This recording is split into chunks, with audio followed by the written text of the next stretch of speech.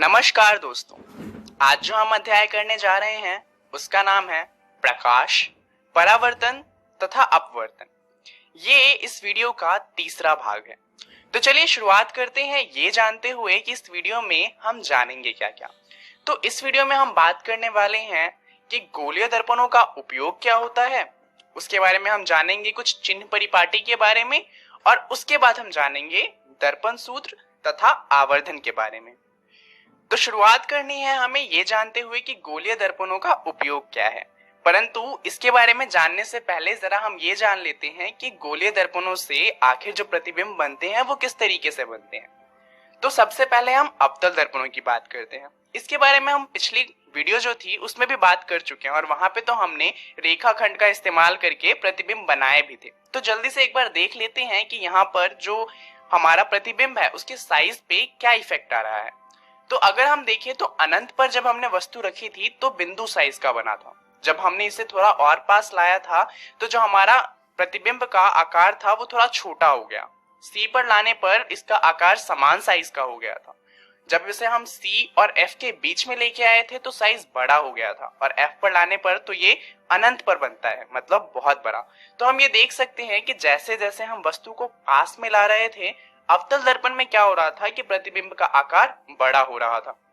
वहीं पे अगर हम उत्तल दर्पण की बात करें तो उत्तल दर्पण में क्या होता है कि अनंत पर रखने पर जो हमारा प्रतिबिंब होता है वो बिंदु आकार का बनता है, और अगर हम उसे P और अनंत के बीच में रखें तब हमारे प्रतिबिंब का साइज होता है छोटा।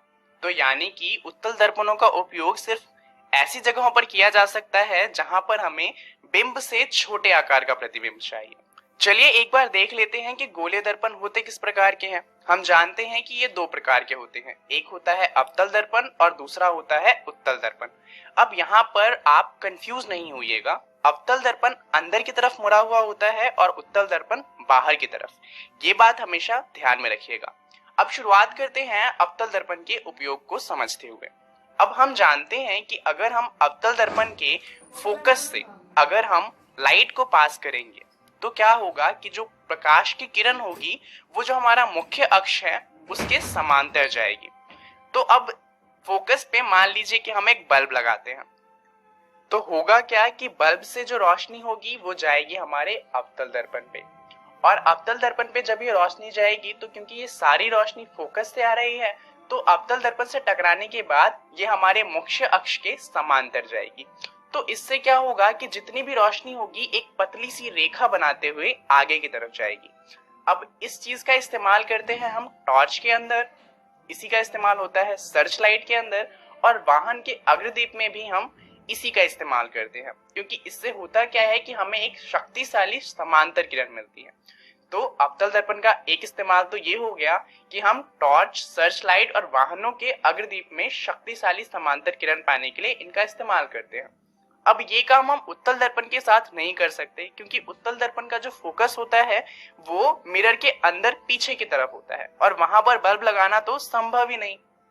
चलिए जानते हैं इसका दूसरा उपयोग क्या होता है। जैसा कि हम जानते हैं अवतल दर्पण में अगर हम कोई बिंब पास में रखें तो उससे बड़ी इमेज बनेगी। तो बड़े साइज की इमेज के लिए इसका इस्तेमाल हम करते हैं सेविंग दर्पणों में, और इसका इस्तेमाल करते हैं डॉक्टर्स दांत को देखने के लिए, क्योंकि इन दोनों में ही हमें बिंब से बड़े आकार का प्रतिबिंब चाहिए होता है। जो हमारा अवतल दर्पण होता है उसका तीसरा उपयोग है सौर भट्टियों में, क्योंकि जैसा कि हमने पहले केस में देखा कि क्या हो रहा था, जब हम फोकस पे कुछ रखते थे तो सारी की सारी किरणें समांतर जाती थी। अब अगर कोई किरण समांतर आ रही होगी तो वो भी फोकस पे आएगी। अब सौर भट्टियों में क्या होता है कि हमें सौर ऊर्जा को एक जगह पर फोकस करना होता है। अब सूर्य तो हमसे अनंत जितना दूर ही समझ लीजिए, तो सूर्य की जितने भी किरणें अवतल दर्पण पे पड़ेंगी वो लगभग हमारे मुख्य अक्ष के समांतर ही होगी। तो इससे क्या होगा कि सारी की सारी रोशनी को एक ही जगह पर फोकस किया जा सकता है, और इसीलिए सौर भट्टियों में अवतल दर्पण का इस्तेमाल होता है। तो आपको ये समझ आ गया होगा। चलिए अब जानते हैं कि उत्तल दर्पणों का उपयोग कहाँ पर होता है। उत्तल दर्पणों का उपयोग हम करते हैं पश्य दृश्य विंग दर्पणों के रूप में, यानी कि जो हमारी कार होती है उसके रियर व्यू मिरर, या फिर ये कह लीजिए कि पीछे से जो हम देखते हैं कि कौन सी गाड़ी आ रही है और कौन सी नहीं, उसके रूप में किया जाता है। अब यहाँ पर देखिए कि बात क्या है कि हमारे पास जगह छोटी सी है, क्योंकि हम बहुत बड़े बड़े पश्चिदृश्य दर्पण नहीं लगा सकते, परंतु हमें पीछे का बहुत बड़ा इलाका उस दर्पण के अंदर देखना है। यानी कि इलाका तो बड़ा है, परंतु हमें उसका प्रतिबिंब कैसा चाहिए? छोटा। और उत्तल दर्पण की यही खासियत है कि वो बिंब का आकार जो होता है उससे छोटा प्रतिबिंब बनाता है, और इसीलिए इसे पश्चिदृश्य दर्पणों के रूप में इस्तेमाल किया जाता है। अब ये तो खत्म हुआ, अब हमें जानना है चिन्ह परिपाटी के बारे में।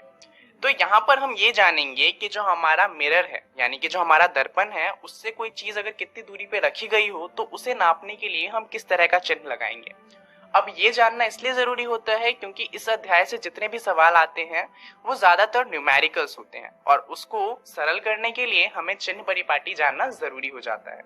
तो ये हमारा दर्पण है, ये उत्तल दर्पण या अवतल दर्पण दोनों में समान ही होते हैं। ये है मुख्य अक्ष और ये है हमारा ध्रुव। अब ध्रुव की खासियत ये है कि हम अगर किसी भी चीज की दूरी नापेंगे दर्पण से तो वो मुख्य अक्ष से ही नापी जाएगी। अब अगर कोई भी चीज बाईं तरफ है तो वहां पर हम नेगेटिव का साइन लगाएंगे, और कोई चीज अगर दाईं तरफ है तो उस पे पॉजिटिव का साइन लगेगा। इसी तरीके से कोई चीज अगर नीचे की तरफ है तो उस पे नेगेटिव का साइन लगेगा, और कोई सी चीज ऊपर की तरफ है तो उस पे पॉजिटिव का साइन लगेगा। चिन्ह परिपाटी के अंदर आपको बस ये 4 चीजें ही याद रखनी है कि किस तरफ किस तरह का साइन लगेगा, और ये बात ध्यान में रखना है कि जितनी भी दूरी आप नापेंगे वो सारी की सारी ध्रुव से नापी जाएगी। चलिए अब जानते हैं दर्पण सूत्र और आवर्धन के बारे में। अगर हम दर्पण सूत्र की बात करें तो दर्पण सूत्र होता है 1/v प्लस में 1/u बराबर में 1/f। यहाँ पर v का मतलब होता है प्रतिबिंब कितनी दूर है, u का मतलब होता है कि बिंब कितनी दूर है, और f हमारी फोकस दूरी होती है। चलिए एक बार देख लेते हैं कि दर्पण में इन दूरी को किस तरीके से नापना है। तो ये है हमारा दर्पण और ये है हमारा मुख्य अक्ष। अब यहाँ पर एक फोकस होगा और एक होगा हमारा वक्रता केंद्र, और ये है हमारा ध्रुव जहां से हमें सारी दूरी नापनी है। अब मान लीजिए कि ये है हमारा बिंब, तो इसकी दूरी हम नापेंगे ध्रुव से और इसे हम u का नाम देंगे। ये है हमारा प्रतिबिंब, मान लीजिए कि C और F के बीच में हमारा प्रतिबिंब बनता है, तो इसकी दूरी जो हम नापेंगे वो भी नापेंगे ध्रुव से और इसे नाम देंगे v का। और फोकस दूरी तो हमेशा समान ही रहती है, ध्रुव से F के बीच का जो दूरी होता है उसे कहा जाता है फोकस दूरी। तो इस तरीके से आपको जितनी भी दूरी है वो नापनी है। चलिए अब देखते हैं कि आवर्धन क्या होता है। आवर्धन को हम m से डिनोट करते हैं। अब आवर्धन के बारे में बात करने से पहले बात करते हैं इस मैग्नीफाइंग ग्लास की। अब इसका इस्तेमाल हम बचपन में करते थे किसी भी चीज को बड़ा करके देखने के लिए। आवर्धन भी कुछ कुछ ऐसा ही होता है।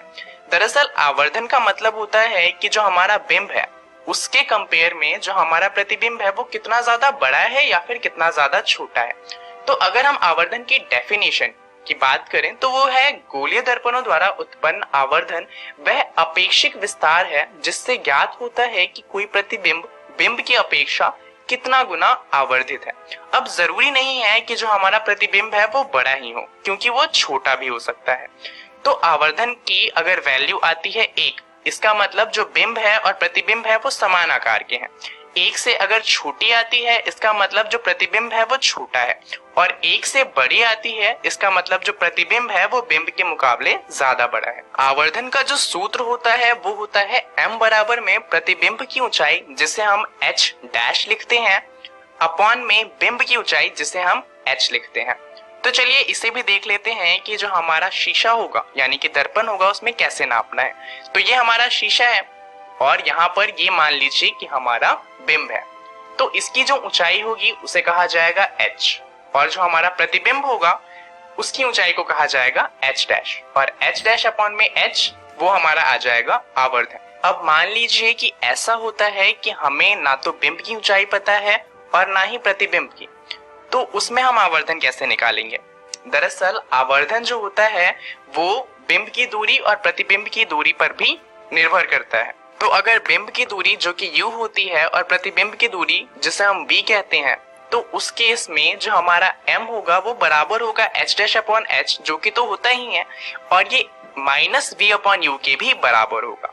तो अगर हमारे पास बिंब और प्रतिबिंब की ऊंचाई नहीं है तो वहां पर हम बिंब की दूरी और प्रतिबिंब की दूरी का इस्तेमाल करके भी आवर्धन को निकाल सकते हैं, परंतु ध्यान दीजिए कि यहाँ पर एक माइनस का साइन भी आ जाएगा।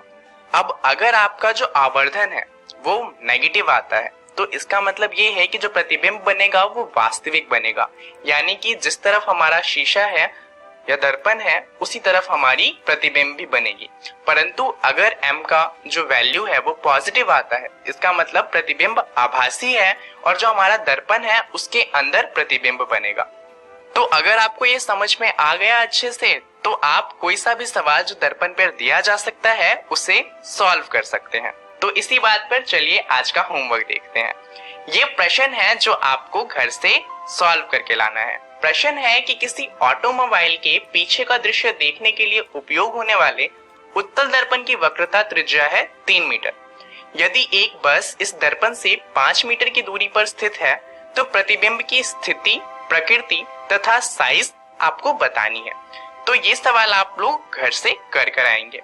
इसका उत्तर है कि प्रतिबिंब आभासी होगा, सीधा होगा तथा साइज में बिंब से छोटा होगा 0.23 गुना। तो कोशिश करिएगा कि आपका उत्तर भी यही आ सके। तो चलिए जान लेते हैं कि इस वीडियो में हमने क्या क्या जाना। इस वीडियो में हमने जाना कि गोले दर्पणों का उपयोग क्या होता है और उसके अलावा हमने जाना चिन्ह परिपाटी और दर्पण सूत्र तथा आवर्धन के बारे में। अब इन सभी के बारे में आपको अपनी बुक NCERT जो है उसके अध्याय प्रकाश, परावर्तन तथा अपवर्तन में पढ़ना है। इसके अलावा अगली वीडियो में हम बात करेंगे अपवर्तन तथा अपवर्तनांक के बारे में, तो आप लोग इसके बारे में भी पढ़कर आइएगा। इस वीडियो के लिए इतना ही, धन्यवाद।